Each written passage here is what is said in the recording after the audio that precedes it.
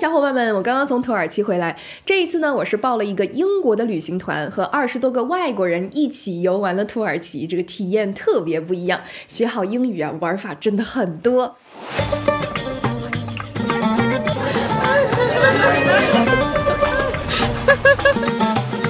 哇！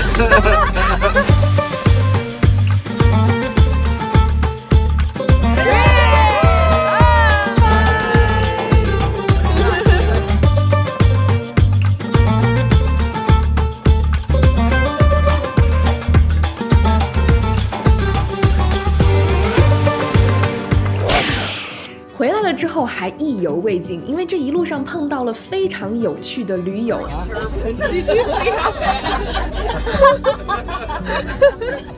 他们来自各个国家，而且非常让人开眼界。有会倒立和跳水的新西兰小姐姐，有工作了9年出来放假世界旅行了整整5个月的澳洲小姐姐，有超级爱跳桑巴的哥斯达黎加老奶奶，还有逃离印度社会对女性的期望，成为加拿大半导体工程师的小姐姐，还有想要儿子快点结婚的阿拉伯裔的澳洲阿姨，还有特别喜欢唠家常的特立尼达多巴哥的阿姨。这一路上都是跨文化的交流盛宴，我们离开的时候彼此都紧紧相拥。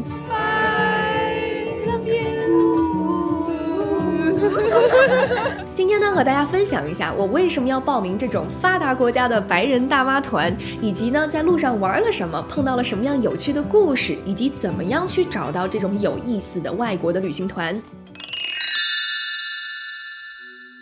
因为我之前去埃及和迪拜玩的时候，报的是国内的头部的旅行社，价格是高于市面上大多数产品的，但是体验下来非常不好。中国旅行社提供的自费游玩项目的价格是市面上的4-5倍，而且它不允许你从第三方进行购买。之前迪拜的导游一上车就开始各种推销啊，你不买的话他就说你对不起他，说你特别小气，用各种各样的语言进行侮辱，非常难受。那一次体验之后，我再也不想跟国内的带出去国外旅游的这种旅行团了，不光价格又高，而且呢负面情绪太多了。所以这一次去土耳其呢，我就报了发达国家的旅行团，想看一看差不多价格的情况下，他们的体验感会不会好一些。全程体验下来发现，这个服务水平、服务精神真的是高多了。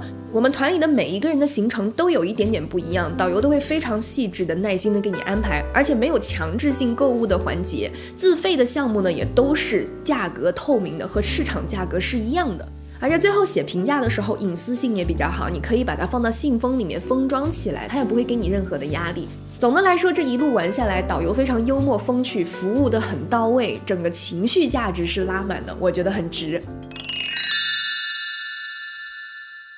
白人团和我们国内组织的这种海外的旅行团还有一个很大的差异是路线上有一点不一样。你可以在白人团当中学到以前不一样的视角，去到亚洲人普遍不会去的地方。给大家分享一下我们的12天旅行路线。我们是从西边开始玩，就是逆时针旋转。我们先从伊斯坦布尔出发，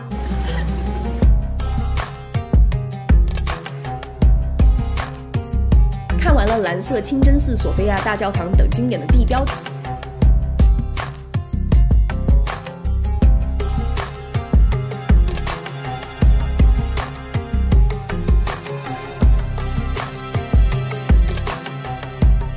我们第2站就到了加利波里 Gallipoli， 这个地方可能跟咱们中国人的历史没有什么关联性，我们对它可能没有什么情感，但是对我们团里的澳洲人和新西兰人来说，这就是他们心中的朝圣地。因为在第1次世界大战之中，澳洲和新西兰派了几万名士兵去参加英国的军队，一起对抗德国，想要把土耳其半岛占领下来，就是在加利波利这个地方登陆的。但是最后呢，澳洲啊、新西兰啊、英国都惨败了，输给了奥斯曼帝国。但是也是那一场战争呢，让澳洲人、新西兰人有了自己的国家身份，有了民族觉醒的情节。在澳洲和新西兰有一个国家纪念日，比他们的这个国庆日还要重要，叫做 Anzac Day， 也就是澳洲新西兰军团纪念日啊，就是纪念这场战争失败的。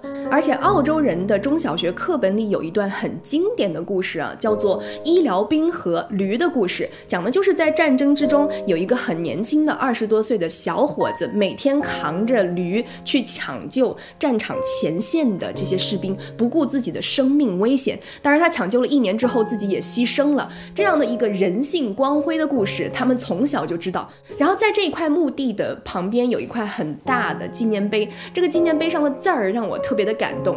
他说无论这些士兵来自于何方，他们都葬在了我们的土地上，都成为了我们的儿女，体现了这种战争过后的和解啊。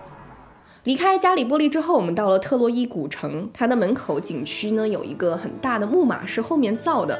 个人感觉这个古城能看的东西还是比较少，主要靠导游来讲当年的这个城市的繁华的故事。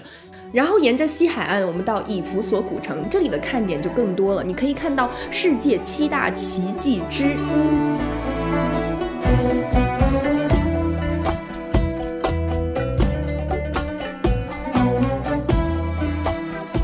阿尔特弥斯神庙原本是古代世界最宏伟的神庙之一，比帕台农神庙还要大4倍。但是呢，如今呢，经历了历史的沧桑，又被焚烧、重建，反反复复的毁灭，如今只剩下几颗柱子了。但是呢，它的遗迹仍然象征着古希腊时期的建筑的巅峰。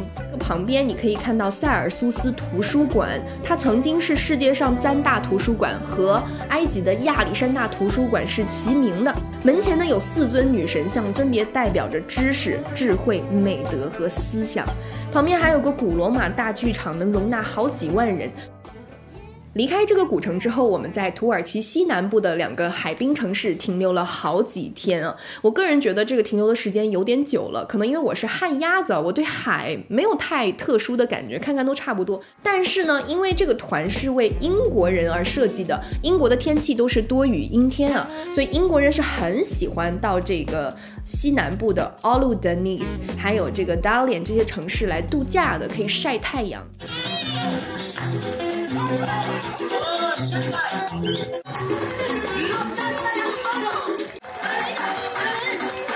其实5月份左右来是更有意思一些。这个叫做 Dalian， 听起来很像大连的这个小镇呢，每年5月份会有大批的海龟上岸产卵，场面很壮观。但是我们来的季节不对啊，只在水里面看到了1只大型的海龟。这个附近呢有一个山谷，当地的土耳其人还有以及欧洲来的游客特别喜欢去里面徒步，它是需要把鞋子脱掉，直接踩在水里面。从山谷上面爬进去啊，底下有很多的灰色的泥巴。这个山谷呢是60年代被探险家所发现的，而且近几年呢也一直登上 CNN 等西方主流媒体的这个探险栏目。离开了土耳其的最南边，我们开始往东边出发，慢慢就到了棉花堡。棉花堡这个地方呢是由温泉水的碳酸钙沉积形成的，像白色的梯田。顶部呢有个很古老的希腊罗马城市希拉波利斯。在这个地方做热气球的风景会非常好，但是呢天气是非常多变的，所以你就要跟你的导游确认一下，提前几天看看这个天气到底能不能飞。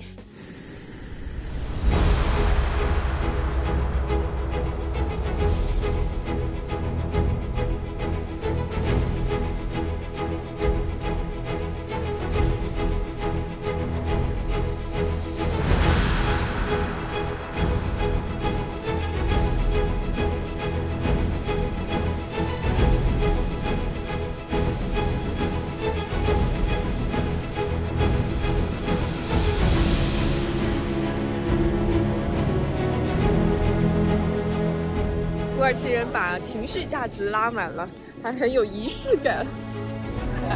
Okay, ready? Woo! Ready? One, two, Cheers!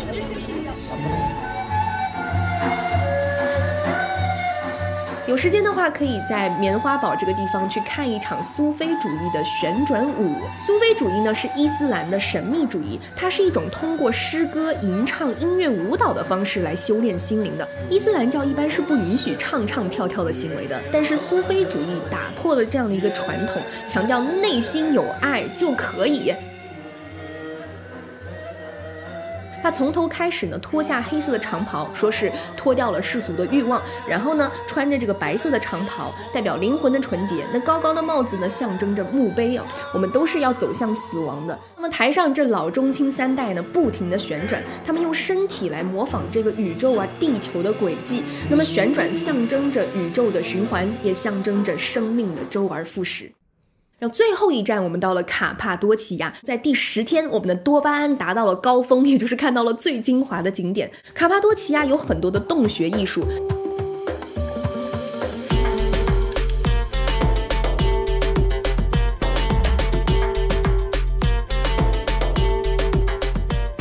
，2000多年前的人为了躲避战争洗劫，于是呢就挖出了这样的一个地下城，一有士兵来劫掠，他们就嗖的一下躲到地底下。Super Mario is waiting with a hammer.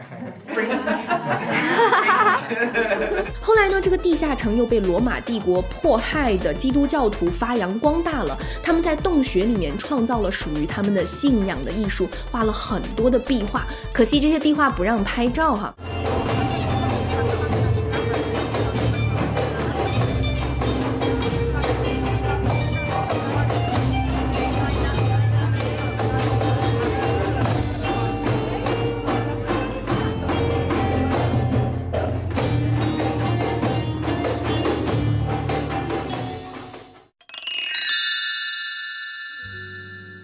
我们还有一个很有意思的发生在游客之间的文化交流活动，是来自于印度的，然后在加拿大工作的一对姐弟啊，他们呢是锡克教徒，在印度属于少数的宗教信仰，然后男性是要包头巾的。这个头巾我问他到底什么意思啊，他说呢是以前经常会受到排斥，所以呢他们锡克教的男子就会把头包起来，这样在路上碰到同胞就可以出手相助了。所以这个头巾对他们来说象征着是一种牺牲互助的同胞精神。然后呢这个小伙子就给我们的导游还有我们团里的澳大利亚人以及我们家小罗包上了头巾，让我们体验一下是什么样的感觉。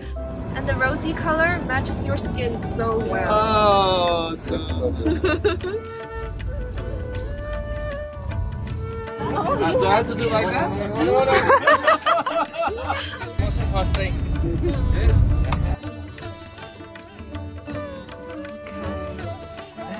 Wow, really nice. Beautiful. Nice.在包头巾的过程当中，印度小姐姐跟我分享了她的成长经历，真的让我非常震撼和感动。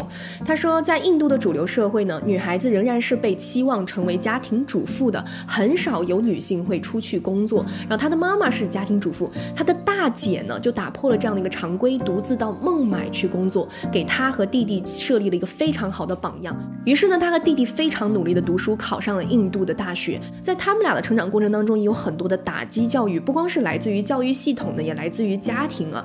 然后他的爸爸经常会对着他说啊，读这么多书有什么用啊？你读完书女孩子能干什么呀？每次他回到老家，他的亲戚也是这样冷言冷语的对待他。他们后来跑到了加拿大，小姐姐呢成为了半导体行业的工程师，那么这个小哥哥成为了软件工程开发人员。所以我非常建议大家有时间的话把英文学好，多出去走一走，和不同文化的人多多交流，你就会发现每个人身上都有很多宝藏故事，而这些故事会激励你的人生前进。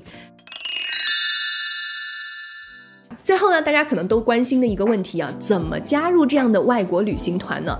其实我已经参加过好多次了。首先呢，你的英文一定要过关哦，因为整个客服咨询、游玩服务全部都是全英文交流的，你要做好心理准备。第二步，你在以下的几个网站上面去搜索你想要的目的地的旅行产品，这些平台包括 Get Your Guide、TripAdvisor、Tour Radar。那么 Get Your Guide 我个人认为更适合于1天到2天的这种短途旅行。我在澳大利亚玩的时候就报过 Get Your Guide 上面的短途的产品啊，1天摸考拉、1天出海这种项目，服务都很很好，在发达国家挺适合的。那么 TripAdvisor 和 Tour Radar， 然后运营的时间也挺长的了。我这一次呢是在 Tour Radar 上面去搜索的各种土耳其的旅行产品，我发现大妈最喜欢在上面 po 照片留言的这几款产品应该是还不错的，先筛选出来。我该怎么样确认他们真的是安全靠谱的呢？会不会把我送到国外嘎腰子了呢？所以呢也是要做第三方的查证的。虽然平台已经替你筛选了，但是你最好还是要去查一下。发现他们是在英国的，我就去查一下在英国的旅行社需要什么样的资质和证明。我在他们的官网上看到他们是有资质的，而且有很多的客户评分。然后他的社交媒体的网站上面呢也是在持续更新的，一直都有游客给他们留言的。筛选出几款产品之后呢，我就会一个一个的发邮件去咨询，如果回我了，说明这个旅行团是在运营的；如果没回我，我就把它去除掉。然后我再打电话去咨询，听一下他们的口音，看看他们的服务好不好。就这样，然后我就报名了，用信用卡支付。支付完之后，你会收到一个行程单，然后呢，你购买保险，自己购买机票，然后把机票和保险的信息发给这个旅行社，你就可以出发了。到机场的那一天，他们会举着一个旅行社的牌子来接你，就这么简单。我还是很喜欢去跟团旅行啊，可以结交不同文化的人。你会发现呢，能够出来玩的这些人呢，普遍都是很擅长于交流的，而且呢，对各种各样的文化都非常包容，而且整个相处起来那个氛围很好。我觉得旅行的意义不只是去看风景啊，更是结交不同文化、有趣的、有温度的人。然后也希望大家有时间多出去走一走，把英文学好，和全世界的人成为好朋友。好啦，我是夏冰雹，这一次的攻略希望对你有用哦，拜拜。